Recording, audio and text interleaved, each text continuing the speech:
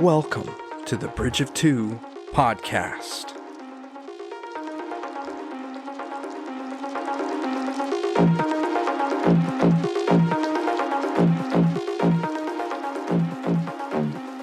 Welcome to the Bridge of Two podcast. Welcome back. It's actually recording this time. I'm sure it has been for the past 5 minutes, right? Yeah, well, minute and a half, yeah. Only been a minute. Oh my goodness. Yeah, time. Fickle thing. Time, yeah. We must have been close to a black hole or something. It's relative. Yeah. Time's always been relative. What is time? But just a figment of our imaginations. Time. Time to start this podcast. Yeah. I have a story.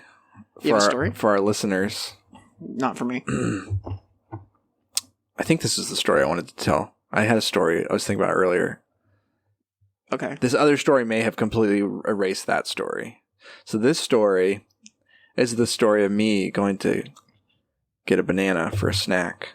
I was reaching for the banana and I was like, oh no, there's some mold on that one. That's unusual. So I'll go for this other banana. And then my eyes focused on the mold, quotation marks in the air. Mm-hmm. And I'm like, those look like little baby spiders all around the mold. And then I'm like, no, that's not mold at all. That's a spider egg that has like been hatched, like inserted into the side of the banana. And some of the babies are just chilling right next to the egg. Because spider eggs aren't like solid; they're porous. Mm-hmm. So babies can go out if they want to. I feel like it's crawling on me now. And thankfully, my wife didn't see it because apparently she had a banana this morning. Oh, no. She's got baby spiders in her belly now. Apparently, she just grabbed the banana. You know, the thing of bananas, pulled one off. Hopefully, she didn't drink water to dilute her acids in her stomach, you know. Otherwise she won't digest the spiders. Yeah, the spiders. I hope she might get mad at me for saying that. But so I did not throw all the bananas away. You were a much stronger man than I.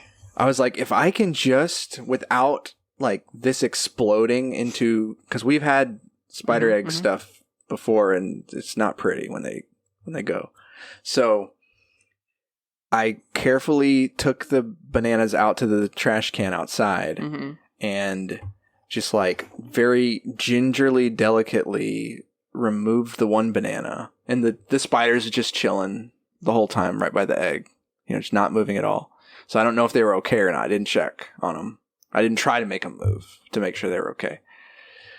And then I threw the banana into the trash can and had a banana. I ate one. It sounds like really at this point you just need to make a spider farm in your house and start raising baby spiders. Probably could pretty easily. You can raise baby spiders and they can be like your little... You can sell them? Well, they can be like your familiars, you know. You need to hit peak fantasy. I have to somehow convince them I'm the mother. Yes. How would I do that? Is there like spider milk you can... I don't know. Feed that them sounds so they disgusting. can nurse. Just getting some very disgusting images in my head. Anyway, so... Well, your house is being... That's something I felt like I needed to share. I feel like your house is just being invaded and you probably have demons. I saw a bunch of ants like going back and forth on our like power line to our roof yesterday. I'm a little worried about that. Power line? Power line or like those things are like... Could be like the cable line. Those things are hot. I mean, the cable line might not be, but power lines... Yeah, but if you're not touching the ground, if they're not like grounded, right? No, I'm pretty sure power lines are just constantly like if you touch it, like it could... Maybe the ants are small enough that... They're like cockroaches, they can like dodge your bombs don't kill them. They can dodge the electricity or something. They're actually moving really fast, but we think they're moving slow because they're dodging electricity. Yeah. Anyway, so next is going to be just a giant dog-sized spider that enters your house and you have to fight it off with a sword. So, well, we know how to do that. You just need a really bright flashlight and an elvish sword. Just roll around on the ground till it stabs its big thorax. I said dog-sized, not like car-sized. I just went immediately to Shalab. Yep, you did. You should have known that was going to happen. I just went to every fantasy ever with spiders. Anyway. Well, that's a horrible morning, it sounds like. It was fine. I could not. Nope. The house would have been burnt down. It was, something, but it was fine. You're a stronger man than I. Thank you. Well, other than that, I would have not been fine if the spiders started moving on me while I was trying to, like, it would have not been masculine at all. Ah! Yeah. That would have been me immediately. It would have been toxically unmasculine. Interesting. Yeah. Toxically unmasculine. Mm-hmm. That's a thing. This is just gold. Like, I don't know how much of this I can even keep because it's just so long of us rambling about this. Anyway, how's other than the spider babies? how's your week been? Past couple weeks. Pretty good. What you been up to? Built my computer. Oh, yes. I don't think I had done it yet because I think I was waiting for parts to come in or something. So I did that. It was a chore. I'm not in love with it. It's satisfying when you're done and you're like, I made a thing work, But it's like having a kid. Life. I don't know if that translates. I assume I've never had a kid, so. But yeah, but I'm talking about the process of making a computer. You're right. The process of making a kid is a lot more fun. That's why. That's why. Steph's face. I just had to correct you. Should just let that one go. I was talking about the end result. Okay. Yeah, I know what you were talking about, but anyway. Point is, I don't love building computers, but I love derailing my own show. And then I've played a lot of Hogwarts Legacy, basically. Oh yeah, Hogwarts Legacy dropped. Yep. Since the last time we've been on the podcast. It did. Magic dropped. How are you liking it? I'm liking it a lot. Loving it. I feel like the further I get and the more like spells I learn and the more I can interact with things, the more the different things, there's just so much that you can do. I love the aspect of the game that's just the exploration aspect of it a lot.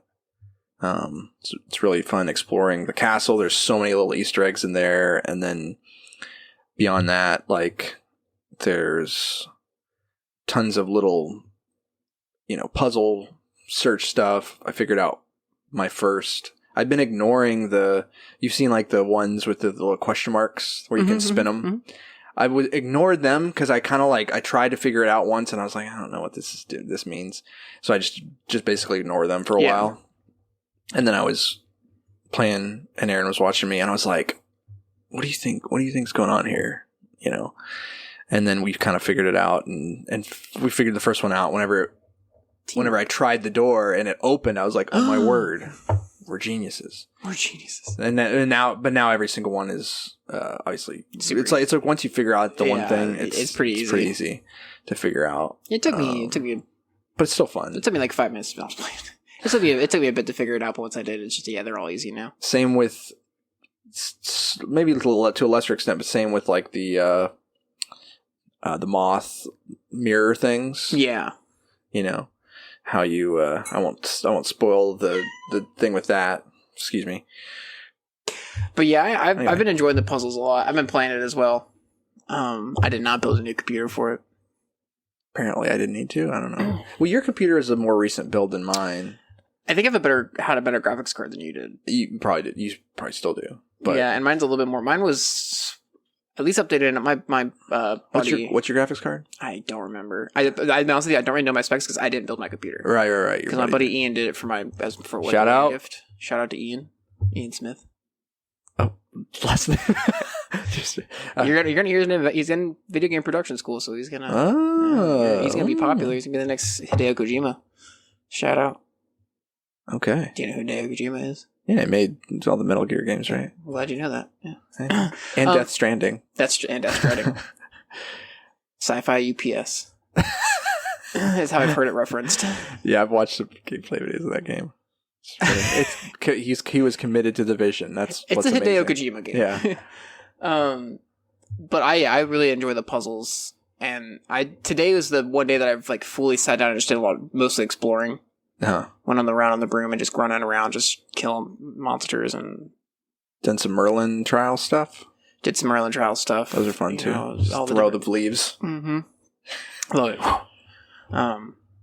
So just enjoying that. It was really funny that before you came over, I was on talking to my brother, and it's hard to. I was trying to continue with the story a little bit, so it's hard to talk to someone when you're trying to also get story for a game. So I was like, I'm just gonna switch games.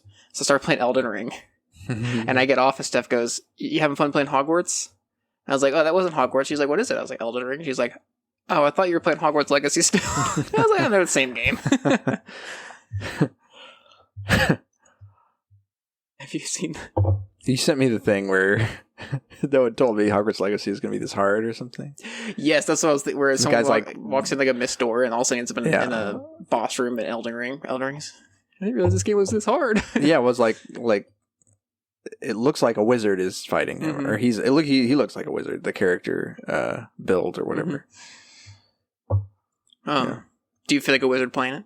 Is it like fulfilling all of your? It is actually. That's what's impressive about it is you're not just doing the spells that you've seen in the movies, but like how you use them in a way that's not like kind of cheap or just like they've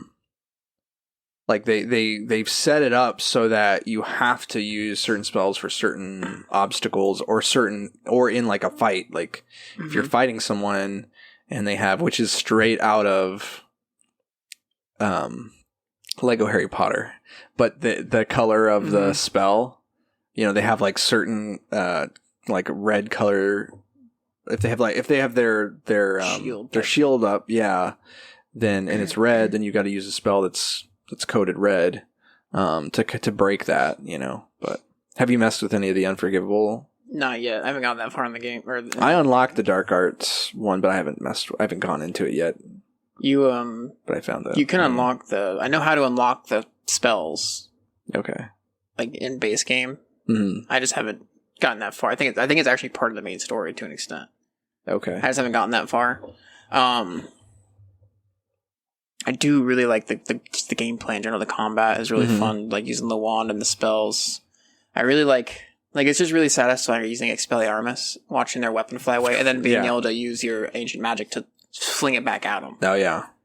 Like it just. I don't think I've done that yet, but that's something I do with the big statue guys is the best to do it with. Okay. They're so big. Maybe I did it once with them. It's just a lot of fun. Just a different combo. Like there's actually combos. The combat just actually feels satisfying. I was a little worried before the game came out that the combat was going to be, boring. Yeah. But I mean, it's actually very satisfying. The broom flying is very satisfying. Just as long as you're not in a couple certain places, you can just jump on the broom and just go wherever and just drop in on people or get out of a situation, pretty quick. Like I was in like some ruins, was looking for. Have you done the thing where you're looking for like this person's uncle? Did you go into that one yet? I did one where you're looking for someone's brother. Okay, so probably different. But like it was this big dungeon, and like when it was over. Like I stealthed my way into the dungeon, so there was like a bunch of enemies waiting for me. Once I got, as soon as I got out, all these enemies started attacking me. I just jumped on the room, just like, nope, I'm gone. So that's funny. I do the spell, and I know I think the Merlin trials are how you get more slots for gear, but I have been starting to running out of gear slots because I like to sell the gear I'm not going to use, but I don't always go back and sell it before I go do something else. And so then I'll run into a thing where I'm like, I want to pick up this gear because just in case it's better than what I'm wearing. Yeah. But just to get the style too. Yes, true. Because that's a fun. aspect of the game. I really love that you can literally put on anything you don't have to have it in your inventory, and you don't even have to have it equipped to use the style. The appearance yeah. option. Yeah. Because you can just do any combination of things that look cool, or if you have a favorite thing, you can just wear it the whole time. It's so funny right now. So cool. My wizard is like the nicest dude. Because obviously I'm playing him as a good guy, right. Kind of how I would. I'm just would be a generally nice dude in those situations. But he's wearing the dark arts robe, the one that's like has the movement, and he's like wearing a dark clothing, and then he's got a like a dark scarf. Like he looks like a dark wizard, but he's like the nicest dude in the world. Yeah, the dark arts robe is really cool. Like it has moving stuff on it, and I don't wear it because of that, but it just looks. But so I do wear the dragon skin. That's what I was wearing, which is probably like I'm like fighting poachers, and I'm wearing a dragon skin cloak. It's really just poacher skin. It's faux dragon skin. It's not really real. Animal safe. Yeah. No animals were harmed in making this cloak. Of this dragon skin. But yeah, so far, really enjoying it. The main story is very interesting. Yeah, I'm actually enjoying the story a lot. Yeah, so. All the characters are very enjoyable for the most part. Like Fig, and there's a few that are a little annoying. Interesting. I like Fig. Do you not like Fig? No, I like Fig. Okay. I do like Fig, actually. And I'm nervous that he's going to turn at some point. I'm also nervous. And I don't want him to. Yeah, me too. Because he's like the closest to, maybe not Dumbledore, but he actually in a way reminds me almost like Sirius Black or something. He's kind of like an uncle that you're working with, and he's kind of like pulling you into something that he probably shouldn't be, but he can't do it without you. But I'm afraid it's like the motivation is going to be like some kind of, just like overly obsessed to the point of, because he wants, I don't know, some kind of weird power or something. I don't know. But wants to bring his wife back. Maybe. From the dead. Interesting. I don't know. But yeah, that's been fun. What else have you been up to? My wife and I started watching The Mandalorian.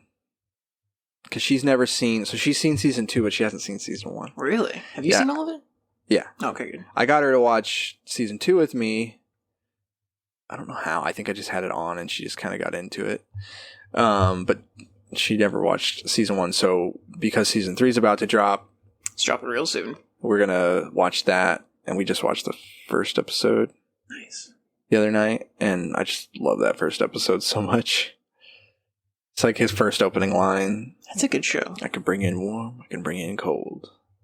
That was how you knew the show was going to be good. Yeah, absolutely. From there, I was all right. We're in. Absolutely. When I heard him say that, I was like, I'm 100% on board. This next season looks really. I watched another trailer for it today, and it looks really good. It looks very good. I also just love Mandalorians. Like that's just such a cool. Well, they're going to be on Mandalore, at least for some of it, probably a lot of it. So that looks cool. Really like the actor who plays the female Mandalorian. What's her name? Bo-Katan, the one who plays. I like the actor who plays Bo-Katan. She's actually seems like a perfect. Isn't she? She's a voice actor. Too? She's a voice actor. Yeah, she's. I just know her from. Yeah. She's Starbuck from Battlestar Galactica. Oh yeah, that's how I know her. Because my dad and I watched that in the past. It's just every time we see her or something, Dad just yells out Starbuck. So. Yeah. So that's fun. And then writing. More and more writing. Yeah. So. Good. There's a couple contests out there. Well, one's a contest. I saw there's a Kickstarter for something that's interesting that I might try and do something for, but I gotta wait and see. Once it goes live, understand more about it, but you remember the Kaladin soundtrack that I've sent you? Mm-hmm. So the people who did that, they're like actual Hollywood. Oh, are you reminding me? Did we talk about that? No. I was just lifting it up. But we haven't talked about that, have we? I don't think we have. No, because that was... I'll let you talk about it. Okay. I'll edit that out. Just keep it in. Foreshadowing, guys. Foreshadowing. Yeah, what is he talking about? Oh, yeah. So they made a soundtrack for the book Way of Kings, basically. Only it's mainly about It's a good one. Callanan. It's definitely very good. I listened to it. They're Hollywood composers, but they're doing they also did one for the Lightbringer series. I think it's called Black Prism. Yeah, interesting. So they did one for that, and then now they're coming out with a Kickstarter called Tales of the Black Piper. Black Piper is what they call their group or organization, and it's like something to do. It's like there's gonna be like an anthology of short stories, that they're asking people to send in short stories, and then they're going to score them. Oh, that's cool. Yeah, and then publish the anthology. And so I'm like, that'd be really cool to That would be really cool. do. So that's something I'm keeping my eye on too. Anyway, what about you? Anything cool? Same old. Family was in town. We did go to Medieval Times, the dinner sword fighting jousting show. Yes, we did. That was a lot of fun. Our guy won. We rocked it. He absolutely rocked owned. it. Yep. That was a lot of fun. I love irrationally cheering and booing people. Like, we don't know. we don't know. We just got here. They told you root for the yellow guy, and we just immediately he must win. Hyping him the whole time. That was a lot of fun. If you guys never been to Medieval Times, I'd give it a. If you're watching this, if you listen to this, you like sci-fi fantasy, and you've never been to Medieval Times, go give it a watch. It's not too pricey for what you get. Honestly, I feel like it's not cheap, but it is a really good experience. I mean, you're getting a cool show of especially the beginning part's a little boring with the animals. I don't really care. But the fighting is really fun. It's 2 hours. It's a 2-hour show, and you get a full meal. Yeah, you get a full, really good meal. And the meal's really good, yeah. And you just get to watch people sword fight, joust. Yeah. And you're cheering on. A little bit of a storyline to it. Irrationally screaming and yelling. Yes. And the whole aspect, too, of just the crowd, and, like, just makes you feel like you're somewhere else. Definitely like a touristy type thing, but it's very fun. It's a fun go-to. It's just, other than that, also, like we mentioned, also playing Hogwarts Legacy. I started, and I'm a little over halfway done with the Crystal Shard. Okay. The first book in the Icewind Dale trilogy for Drizzt. I'm really enjoying it, actually. It's very fun to read. Is that by R.A. Salvatore? Mm-hmm. Okay. It was his first. This is the first book, like, series book that Drizzt was in. Okay. Because Icewind Dale trilogy came out first. Drizzt's just I like Drizzt as a character. Yeah. What's the general story of Drizzt? Drizzt in general, like the character? Yeah, without spoiling too much, but just like... He's if you know D&D lore, specifically Forgotten Realms, Drizzt is a drow elf. Drow elf are like these they live in what's called the Underdark. They live underground.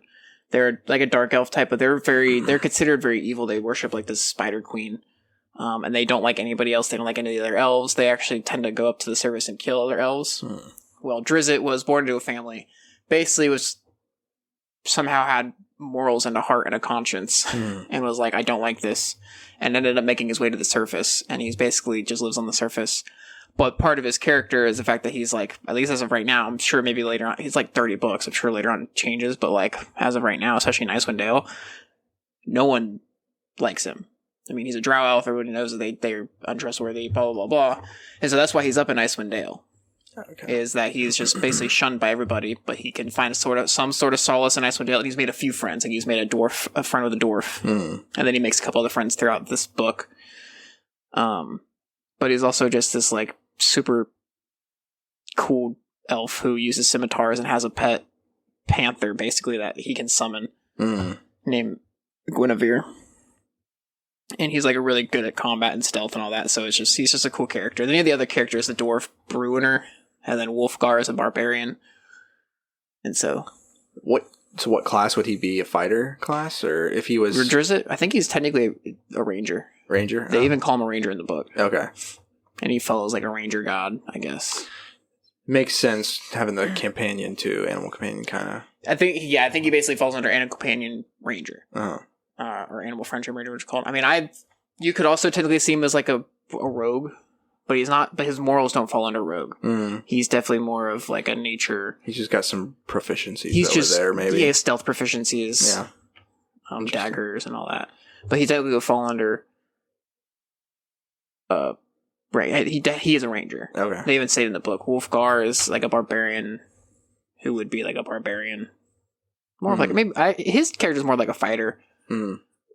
Bruiner is more of like a fighter. Like a tanky fighter, uses his shield. Yeah. It's a good book though. Yeah. There's like a sorcerer that's like about to invade, I guess, the 10 towns up in Icewind Dale. Sorcerers. Wolfgar and... We were doing a campaign in Icewind Dale. Mm-hmm. Remember the 10 towns? Mm-hmm. Would we have run into Drizzt? I might have. Yeah. He's not in the book that we were following, but I probably would have thrown him in there because at that time back then is when I wanted to start reading the Icewind Dale trilogy. Oh yeah. Because I was like, we're doing Icewind Dale. This will give me some good ideas. And if I was reading this at the time, I would have found Drizzt in there, or at least like markings of Drizzt and some of the characters. So yeah, I'm really enjoying it. It's another one of those easy reads. Yeah. And it's one I've been wanting to read for a while. Even my dad, when I told my dad I was reading it, he was just like, "Oh yeah, that's a good one." So it's fun, and it's just D&D, but you're reading it. Right. You can even tell through some of the stuff that's like they're just adventurers. They're going like they're literally 2 of the characters on the way to go fight a dragon. It's like totally unrealistic, but like why not? no motivation needed. Just there is some motivation in it. I just want it's story wise, so I'll go into it. Oh, okay. Right on. What else? That's good. Other than that, I mean, just drawing, sort of. It's been a rough week, so I haven't really drawn much. But I'm about to try to get back into it. I'll tell you what. I have been watching a YouTuber. Who? The XP Gamers, I think is his YouTube channel. The XP Gamers. Yes. Okay. I'd have to look it up. I can look it up on the break and say it again. But what I started watching before was back when I was on my big Star Wars kick. He does basically the Empire at War game, Star Wars Empire at War game, the RTS. He does like he uses one of the mods, Awakening of the Rebellion, and he plays through different campaigns. It's basically his way of like, this game is one of my favorite games. These modders have there's such a good modding community with such good mods. I just want to show it off. He basically says how he started his channel. So it sounded like to me at least. So I started watching some of them, and I'm like in the middle of one of his Empire campaigns. And I've been really enjoying just watching this guy play the Empire at War and be the Empire, and he just built the Death Star and like already he blew up Tatooine. He was like, we all hate sand, so I'm blowing up Tatooine. Oh no. And now he's asking that he plays it over stream. I'm listening to a campaign that happened like 3 years ago, or I'm watching it. But his videos were live streamed at the time, and he's talking to the people in chat like, all right, guys, what planet you guys want to blow up next? They're all telling him to blow up Coruscant. And he's like, no, Coruscant's our homeworld. Why would I blow up Coruscant? The heart of the Empire. But that's been really fun to watch. So if you enjoy RTS and you enjoy good commentary and just Star Wars, check him out. I think it's the XP Gamers, but I'll look it up and say it again at the end. But that's other than that. I mean, that usually past weekend after work, I just came home and kind of threw that on and just numbed out on the couch. Nice.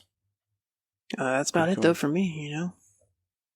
I've do a whole episode, but I've been listening to Critical Role again.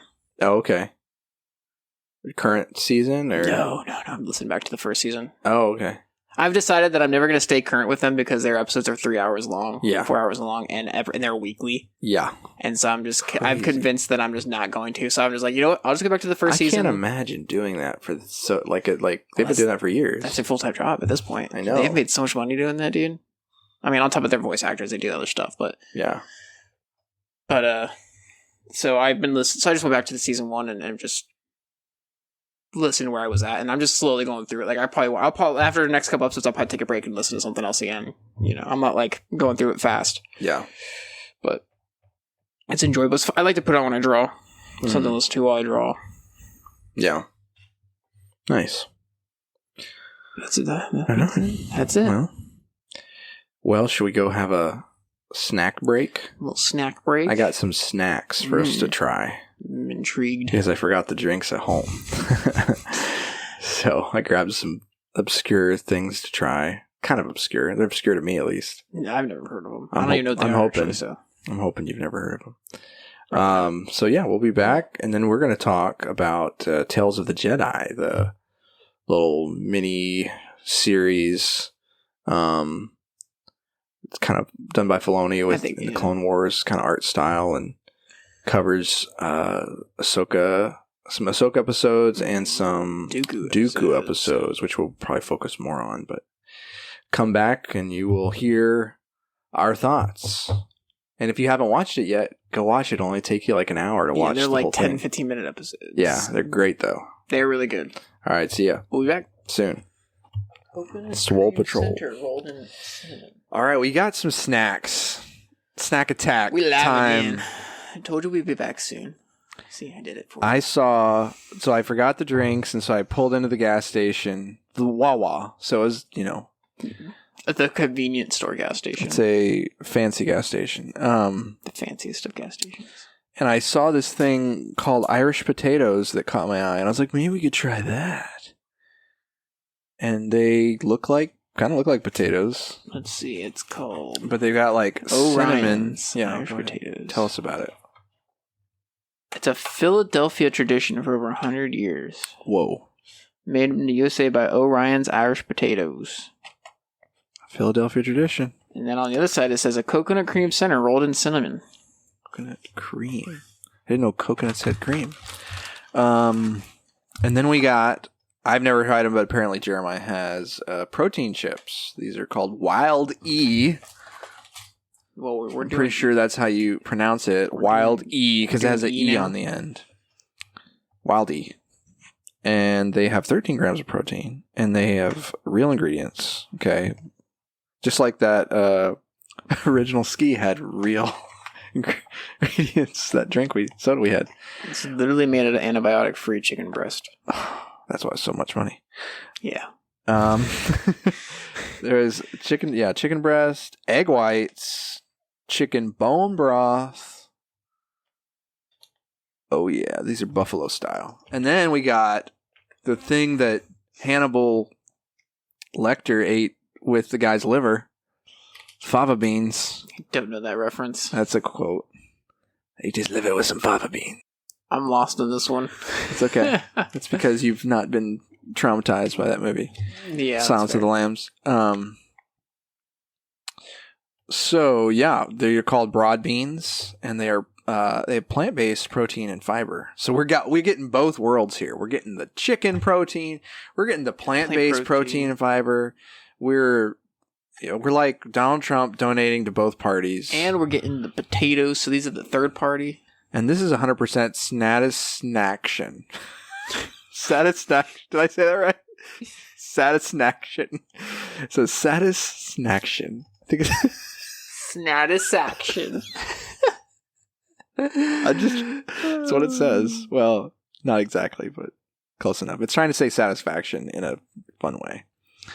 So let's dig in. All right, where are you going first? Which one are you doing first? I'm doing the protein chip. I'm going to do the bada bean, bada boom. Okay. Hear that crinkle? You know this is really happening right now. Ooh.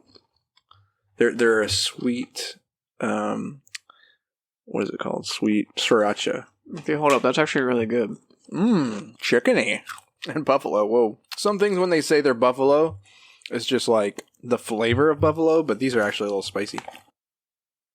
When we're doing the drink break, when we're drinking something, I always hear, and I swear it's you, the little like, you always do that. I do. And I'm always like, do people want to hear that? Well, the reference is from, it's like a YouTube video where the guy's like tasting like vanilla. He goes, pure vanilla. And he's like, 10 out of 10. You know?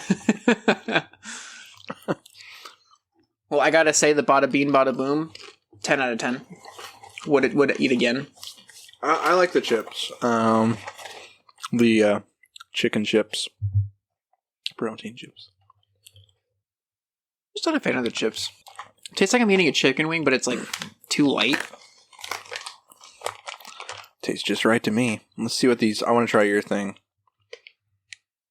Here's a broad bean going down. The worst snack. This is the worst drink snack break ever. It's just people hearing us chomp away. I actually think I like the chips better. Definitely more the bean guy myself, but yeah, the beans are different. Now it's time to try a potato. Potato time. I'm gonna cleanse my palate. Drink some water. Yeah, we've had dinner. Now it's time for some dessert. And our protein, our plant-based and animal-based. Everything has died in the making of this snack break. This has got an interesting smell to it. Yeah? I think the coconut gives it a little bit of an interesting smell. Oh, I didn't expect that to be the color in the inside. Wow. That's good. So these just aren't potatoes. Huh? They're not potatoes. Then why are they called Irish potatoes? Because they look like potatoes. That's false advertisement. I wonder if they're called that because they originally were made by Irishmen, or if it's a harmful stereotype. Over 100 years. Those are actually pretty good. I'm a little bummed out that they're not made of potatoes. This flavor, the flavor just doesn't. You could do anything with potatoes. Can you? Yes. You could do anything with protein. With chicken, you can make chips out of chicken. But can you make a dessert out of chicken? Sure. You ever had chicken and waffles? Kind of. No. No? That's a breakfast, You're not a fan? dessert. But it's... Nope. Syrup. That's just putting syrup on chicken. That's not making a dessert out of chicken. You mean like making like chicken cake or something? Yeah. You can make cake you have a cake with potato. Can you? I'm pretty sure. I don't know. You can make pie with carrot. Or you can make carrot cake, right? Is carrot cake made out of actual carrot? And it has actual carrot. I don't think it's like all carrot. Well, everybody, welcome to our Shoot Off podcast. What foods can make other foods? And if you hear, we'll be continuing to work on these delicious snacks throughout our deep discussion of Tales of the Jedi. If you hear any crunching, just know it's protein. Or not potato. If you hear crunching, just know that lots of protein is being consumed. And if you don't hear crunching, just know that potatoes are being consumed. Or not potatoes. Yeah, they're not potatoes. Coconut. Coconut's being consumed. Coconut covered in cinnamon and like vanilla. It's an interesting like the hardness of the outside. It's interesting. Like anyway, Tales of the Jedi. We spent so long on this. It's fun. You like it? I do. They're actually good. No, Tales of the Jedi. Oh. I thought you were talking about the Irish potato still. I really enjoyed Tales of the Jedi. It's really nice to see. It's back in the Clone Wars art style. I mean, I know they've got Bad Batch in there, Mm-hmm. doing the Clone Wars art style, but it's really nice to see something else that kind of goes back. Well, I like Dooku in it. Dooku is less. Like Dooku looks a lot different than he looks in the Clone Wars. They redid him. That's true, but he's also younger. He is younger, but I feel like he's a little more of a caricature in the series. And this, they were trying to make him look a little more realistic, I guess. Yeah, seems like that's fair. But anyway, that's not really. But I also speak to the content. Yeah, I really like the stories they told. Like, I really like the Dooku stuff. It was really cool. Like, the Dooku episodes was really cool because it's really nice to see him prior to Episode 2 or the Clone Wars in general, because we don't really get much of anything. We don't really get, other than small little tidbits in the movies and in the Clone Wars, I guess, we don't really know much about his past, other than he was a Jedi and he disagreed with the Council. Yeah, do you know if this is something I've been wanting to ask you? Do you know if I know that just the general story of him being a fallen Jedi and all that obviously is in there was a book, a Count Dooku book that came out that had a lot of backstory stuff on Dooku, especially as it pertains to leading up to him falling to the dark side. Do you know if these episodes, are these derived from that? Like, I don't know. I've never you mentioned that some of the Ahsoka stuff is from the Ahsoka book, so I didn't know if this Dooku stuff was also from the Dooku book, because Filoni has a history of taking stuff from the legends and kind of putting it into... I'm sure a lot of it is. I think, if I remember correctly, the expanded universe, like the legend stuff, Dooku... I never read any Dooku books, but this is also to take this with a grain of salt. Most of this is just from context clues or things that I might have picked up, or I've read on a wiki.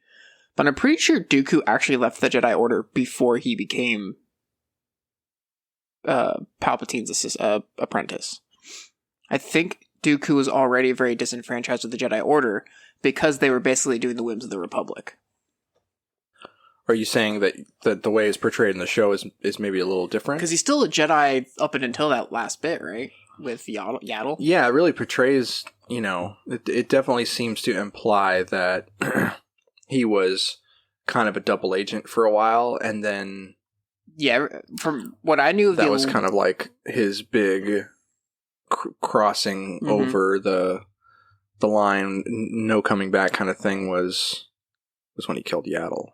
Yeah, from what I remember, and like I said, this I could be completely wrong here, but from what I've always understood is that he had left the Jedi Order prior to. He was already had issues with the Jedi Council, was already disenfranchised, kind of like Qui-Gon was disenfranchised with the Council, disagreed with them a lot. Obi-Wan mentions it in the Phantom Menace. I'm sure he picked up a lot of that from Count Dooku. And so Dooku left the Jedi Order and then was already kind of friends with Palpatine. Or I'm pretty sure. And then and eventually ended up becoming his apprentice, and then obviously starting the separatist movement and all that. But it could be wrong. I do love... My favorite thing about Tales of the Jedi is that they took this unassuming one-shot character in the Phantom Menace and made her have a relatively important aspect in Dooku's story. Yaddle. Mm-hmm. Where literally, the only reason we know her name is from a book that went along with the movies. Yeah. Like a source material book. Right. That had her name in it. She was on the Jedi, and she was in the Jedi Council chambers in the movie. She's had this other stuff. I've read actually a book about her. She was on it. There was a book with Anakin Skywalker, and she was on a mission with him. Is this Legend stuff? Yeah, at this point. Yeah, probably Legend stuff.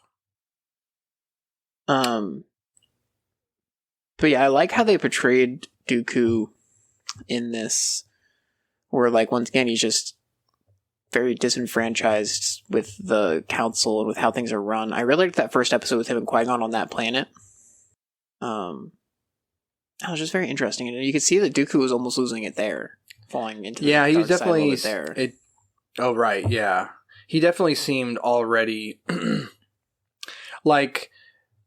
I actually like watching the 3 episodes with Dooku again. Definitely feel like it would have benefited from a much longer runtime. Like if they could have done like an hour and a half. We need more Dooku movie that was the same story, but just starting a little bit back further, because it definitely seemed like at that point that he was already a little. Disenfranchised, not necessarily with the Jedi, but more with the Senate, with the Republic, and that's a big through line through the show. Is what they're trying to get across is that there's this faction that has a reason to not want to be a part of the Republic. There's a constituency or so to speak, people out there that, and Dooku kind of has his finger on the pulse of of those people. Like he feels for their plight, you know, the people that feel misused or are misused by the Republic. And, you know, so you get that in the first episode. They're like in these slums. This planet's like, I guess, all like that, I suppose. And they've taken their senator's son, prisoner, hostage. Yeah. In order to get his attention or something, you know, and then, Dooku and Qui-Gon show up and kind of see what's going on. And it was, it was one of the times, you know, Dooku, it ends up being by the end of the episode where Dooku and Qui-Gon learn about the plight of the people, why they did what they did. And instead of just standing up for the senator and getting his son back and killing them like the senator wanted, Dooku and Qui-Gon stood with the villagers and the people, which was like a tipping point, you know, and to the point where they raised lightsabers guns. I don't think they personally didn't kill, maybe they did, I don't remember. It's been a bit since I've watched the episode. Who didn't personally? Did Dooku and Qui-Gon kill anybody in that episode? They were blocking like blaster bolts.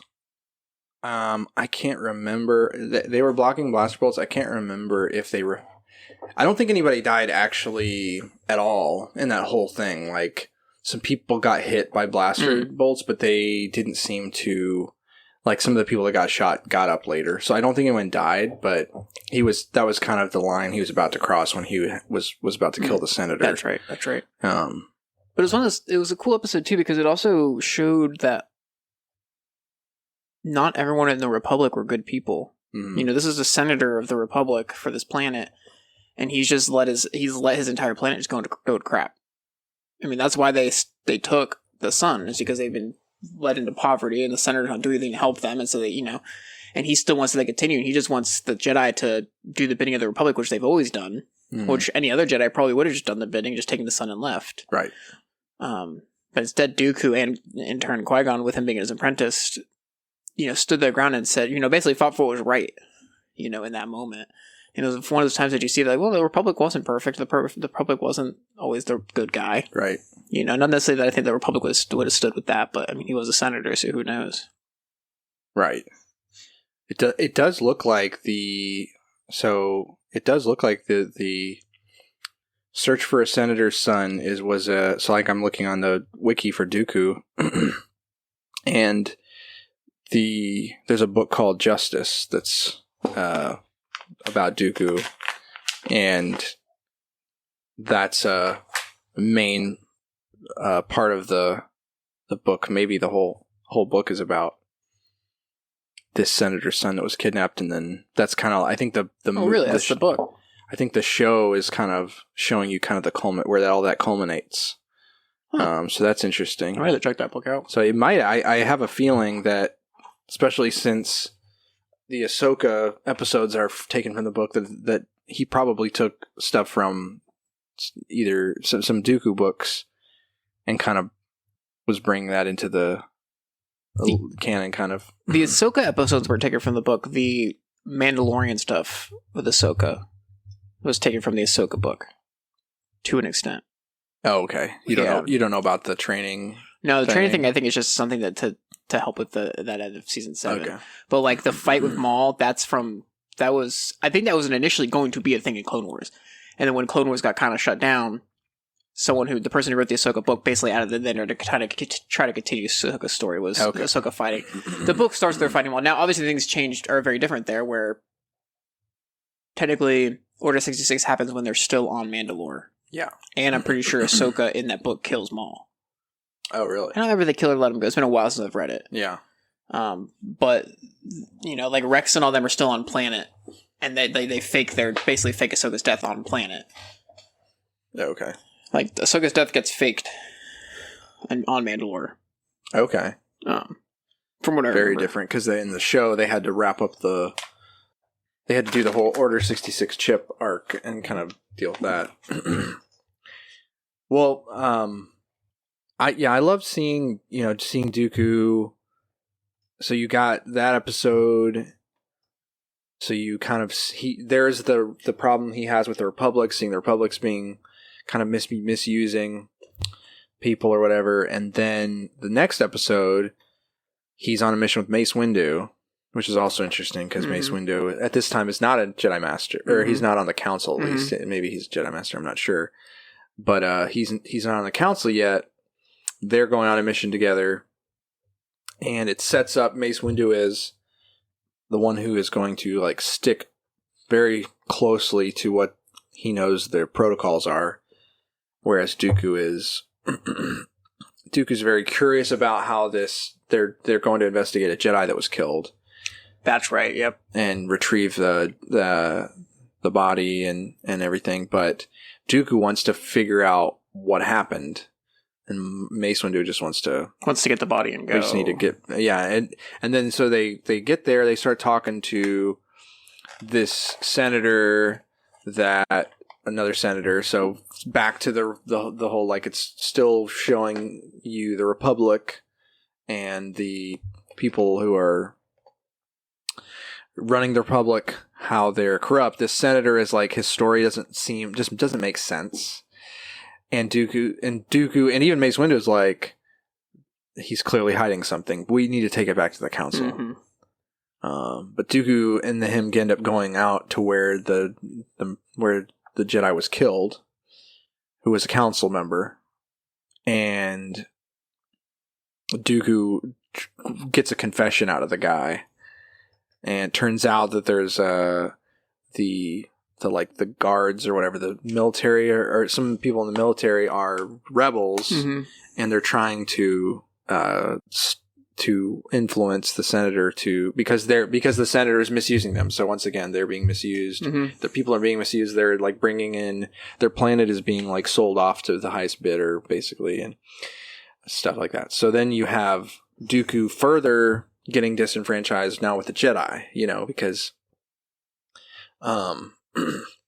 because right at the end of the episode is when Mace Windu finds out he's becoming a council member too. Right. Well, so it's just a further of those who are goody follow the rules are going to be. Well, when the senator confesses, he like runs towards the Jedi, and then the rebels shoot him. They don't know that they're rebels yet, and then they're reflecting the blasts back at the rebels, and some of them die. And actually, Mace Windu kills one of them, and then they find out, we were protecting, and now we're killing the people who are actually being misused, and we were protecting the person who was misusing them. So Dooku just feels all kinds of icky. All kinds of icky. Yeah, I mean, it reminds me of Anakin a lot. Dooku's, and I think that's. Have you heard the whole thing about like how Maul, Dooku, and Grievous are kind of like they all represent an aspect of Anakin? Like Grievous is like the loss of humanity because he's all machine. Maul is like rage, right? Rage, but I think also I've heard the subservience to Palpatine. And then Dooku is like the fallen Jedi aspect, and so he has a very similar kind of path where he's like no one else sees this, no one else. And he's a little more noble. His fall to the dark side is a little more noble in a way, but which makes him capable of a lot of really bad stuff. But I think it was a second episode. I think we saw Qui-Gon, right?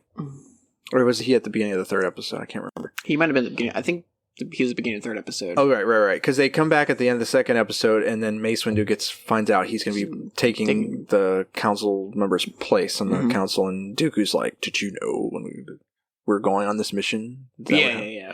And Mace is like, "No, I'm just as surprised as you, but look, I followed the rules and you didn't, and look what happened." Cool. Yeah.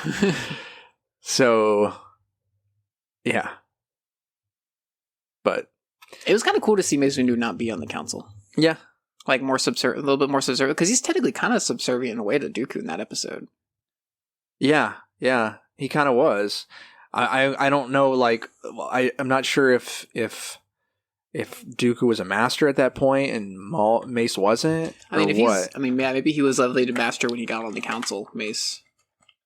What's that? Maybe he got elevated to master when he got put on the council. Right. I mean, at the very least, it was obvious that Mace was. They were of equal, at least of equal. So it's like Mace couldn't overrule him or really do anything. They had to work. They had to work together. And it seemed like Dooku had been in the Jedi Order longer. Yeah. Yeah. Or more respected. I think Dooku talks a lot about his. I think Filoni was trying to bring in the instinctiveness of Dooku and Qui-Gon. Qui-Gon. I think Dooku was where Qui-Gon got his idea of the living force and like. Being open to the Force in the moment and not just like being dogmatically following this, not like just like I'm all about following this code dogmatically, but if you are trying to actually sense what the Force wants and in the moment and kind of go on it, and because he keeps talking about his instincts and stuff, which is interesting. And then episode 3, the finale for Dooku was interesting because you're seeing he's running into Qui-Gon right after Qui-Gon has like talked to the council before they've gone back to Naboo. So they've encountered they talked about probably that's whenever they bring Anakin to the council. This episode takes place right at the same time as like near the end, at the end of episode 1, right? Not the well, both. It does both because it does because you have right after they go get Anakin from Tatooine, they go to the Coruscant, and that's where Qui-Gon wants to train him, but they forbid it because he's already got an apprentice, and then he says, "Well, Obi-Wan's ready to take the trials," and I am ready to take the trials. I don't know if he said that. He's like, yeah, because he had no idea Qui-Gon was going to say that. So he's like, yeah, I'm ready. Yeah, I'm actually ready. I'm actually ready right now. But you are much wiser. So Qui-Gon and Dooku, and this was cool because Liam Neeson's actually voicing Qui-Gon. Yeah. In this episode, but then Yaddle's right there, and Dooku's talking about how the council, they didn't listen to you talking about the Sith Lord because they're telling them to exercise caution and they don't want to fully admit to the Sith being back or whatever. And so he's kind of rolling his eyes at that, and Yaddle's right there. And she can sense something's off with him. And then it kind of flashes forward to after the Phantom Menace. So Qui-Gon they're going back to the council's going to Naboo for the funeral. Yeah. Of Qui-Gon, and Dooku's like looking at a tree that he used to take Qui-Gon to, and Yaddle just is uneasy. Like she can probably sense something's wrong. That he's obviously upset, but she probably sense there's some conflict in him and stuff. So she follows him when he leaves there. And you also get to see him delete the record of Camino. Mm-hmm. Yeah, using Sifo Dyas's pin code or whatever. Yep, that's right. So she follows him to meeting up with Palpatine, who is being voiced by Ian McDiarmid. I didn't know that. Yeah, he actually voiced. Just love how all the Star Wars actors are just like, oh, you need me to come voice act for like a couple minutes? Absolutely. Oh, you need me to come do a Force Ghost for like 5 minutes? It really added a lot to that episode because you got Liam Neeson again as Qui-Gon, and Ian McDiarmid just sounded great as Palpatine. It really says a lot about. I mean, you see it a lot with the prequel movies, the prequel stuff, just like. How much people must have really enjoyed those characters and enjoyed being there to like be willing to come back for such small snippets. Yeah. Like even Qui-Gon, who Liam Neeson, who said that he would never come back, like came back for a 30-second cameo at the end of Obi-Wan Kenobi. Because him and Ewan were friends, and like he was like, I wouldn't want anybody else to play Qui-Gon. It's just one of those things that just, you see with like Ian McDiarmid, he does it. Yeah. Hayden Christensen, all these people just. Well, it helps too that the prequels in at this point are very beloved. Mm-hmm. pretty universally. I mean, even for even the cheesy stuff is loved. It's not hated like it was when it by a lot of people when it came out. You know, it's a lot more of a mixed reaction, even though they did well financially. But but yeah, brutal fight scene. You know, watching him fight Yaddle and her trying to get him to come back over, and Palpatine just understood him better. You know, and that's kind of like Palpatine's like claim to fame. Really, is he's just so masterful at manipulating people. He really is, and just understanding them. And even if they knew he was manipulating them, he still understood what they wanted so well that he could just, you know, convince them. Like convince Dooku. It's like, nothing's going to change if you go back over there, Dooku, you know. So he, so that concludes with him killing Yaddle. And then, darn straight. Get out of here, Yaddle. Full on sound effect too. Like he rears back and you get the sound of like the lightsaber hitting something. I'm just like, ooh. It's just another one of those. Another one of those moments where I'm like, this is a cartoon. Yeah. Like, is this supposed to be a kid very show? Dark ending. I mean, all of it. It's just that's what I think. It literally the ending is fading to black on Palpatine's face, on Sidious's face.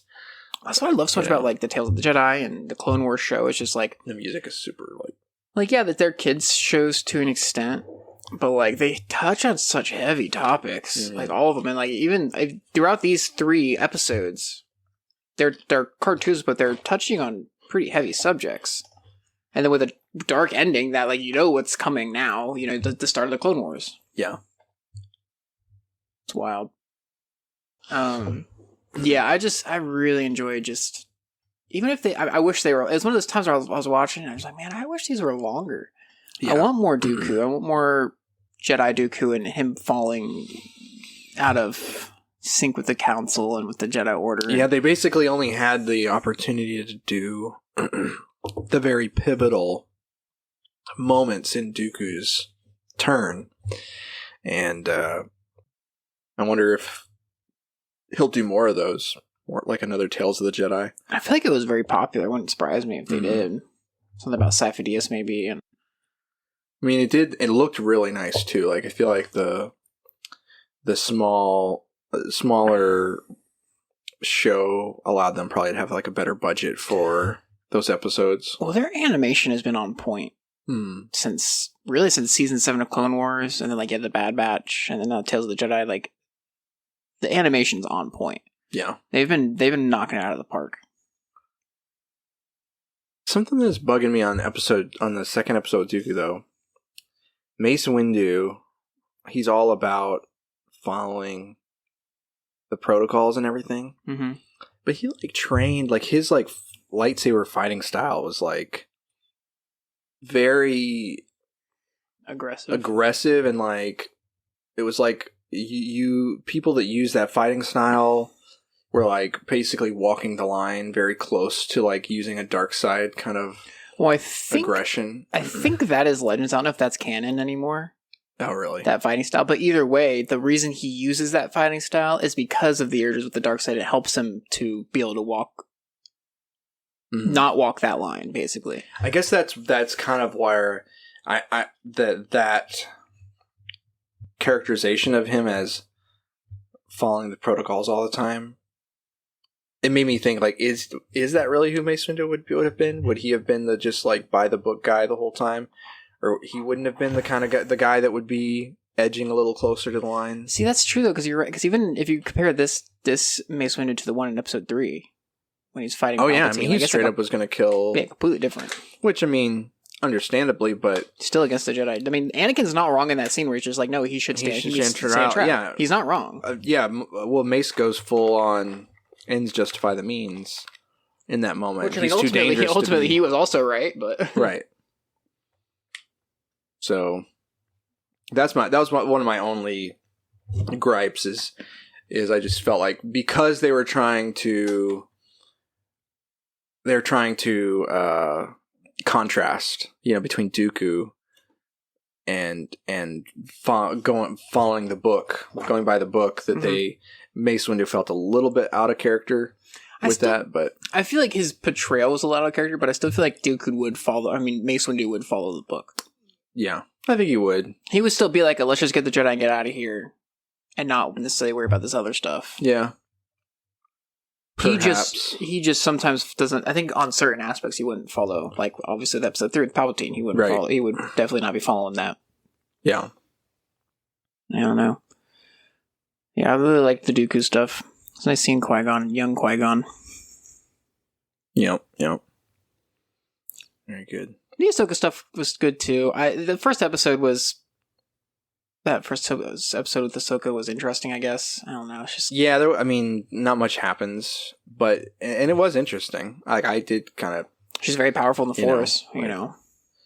But didn't contribute... And that's where I feel like the Dooku stuff contributed a little more to your, like, understanding of the character. Yes. More than her episodes. Her second episode, maybe a little bit, because that whole thing is about, like... Basically, Anakin is just pushing her really hard in this training exercise, and with all the clones have their stun, their blasters set to stun, and she's supposed to like take them all out or defend herself or whatever successfully, and she finally gets it like at the end, and then it transitions to the Order 66 stuff that's happening in the final season of Clone Wars, where she's going to have to take on a bunch of the clones. That was just that was a very harrowing and interesting, That was a very emotion-provoking episode, just because what is coming. Yep. And to see Anakin push her so hard to be able to defend herself, like, he inadvertently pretty much saved her life. Right. By teaching her this. Yeah, even though, like, by that point, he was turned to the dark side, Yeah, definitely. That was definitely a very strong episode as well. I'm excited for the show, the Ahsoka show. Oh, yeah, me too. They changed it. I saw today news. It was initially labeled as, like, a standalone season. Kind of like Obi-Wan was supposed to be a standalone. Like, yeah. Well, they changed it now to where it's saying it's going to be a series, whether that's accurate or not. Oh, okay. So like it might actually have like season 2 kind of thing. Type of thing. Yeah, I think it makes sense too. You can do a lot with her. I mean, if you do it in the Mandalorian timeline, I mean, you can do anything with her. Yeah. Mandalorian timeline.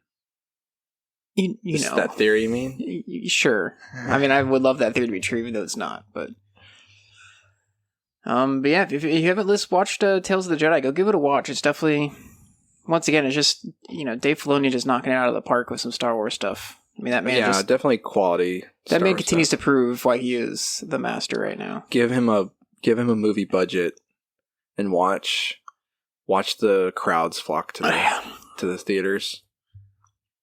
Because Star Wars has the draw to bring most people anyway, but if you had someone like Filoni, then you're going to have all the diehard fans who have felt disenfranchised also come back. Like me. Yeah. So he's the future. He is the future.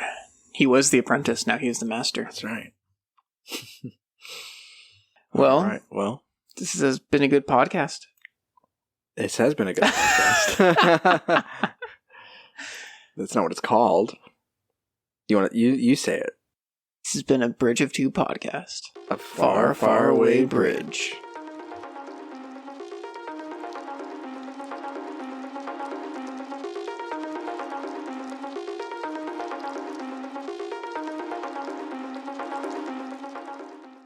But, up on the... Oh my, am I about to be attacked? No, she's just trying to figure out how to get down now. Kyrie is on the fridge. Oh, she made it. Down onto the... Was that just like she wanted us to watch her jump down? I don't know. Because she didn't like wait for anyone to save her. She was just like, I'm up here.